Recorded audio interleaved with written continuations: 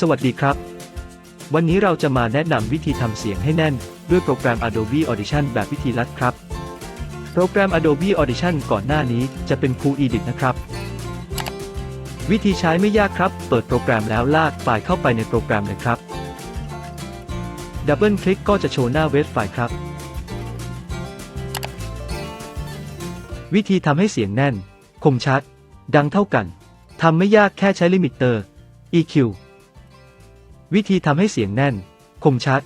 ดังเท่ากันทำไม่ยากแค่ใช้ลิมิเตอร์ EQ การใช้ลิมิเตอร์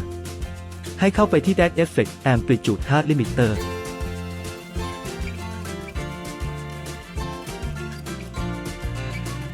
ช่องข้างบนลองลิมิตไว้ที่-6 dB นะครับช่องล่างบูสต์สัก2 dB ก่อนลองฟังเสียงความแตกต่างนะครับวิธีทำให้เสียงแน่นคมชัดดังเท่ากันทำไม่ยากแค่ใช้ลิมิเตอร์ EQ วิธีทำให้เสียงแน่นคมชัด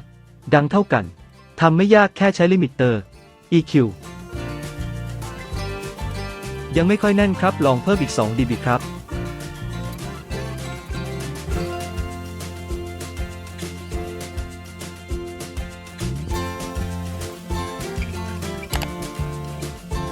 วิธีทำให้เสียงแน่นคมชัด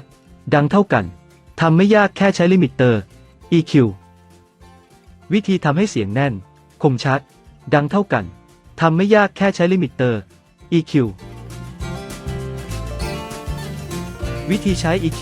เข้าไปที่ DAC Effect เลือก Filter and EQ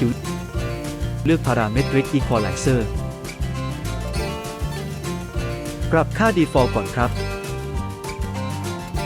แล้วลองใส่ค่าความถี่ 10K สัก8 dB ครับ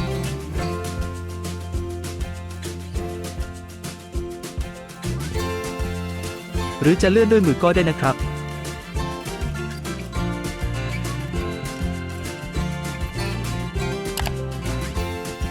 วิธีทำให้เสียงแน่นคมชัดดังเท่ากันทำไม่ยากแค่ใช้ลิมิเตอร์ EQ วิธีทำให้เสียงแน่นคมชัดดังเท่ากันทำไม่ยากแค่ใช้ลิมิเตอร์ EQ มี EQ สวยๆเสียงดีมาฝากอีกตัวครับ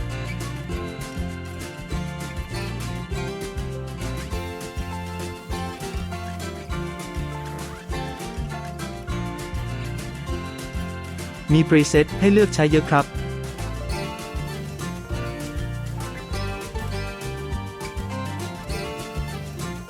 โหลดไปใช้ได้นะครับ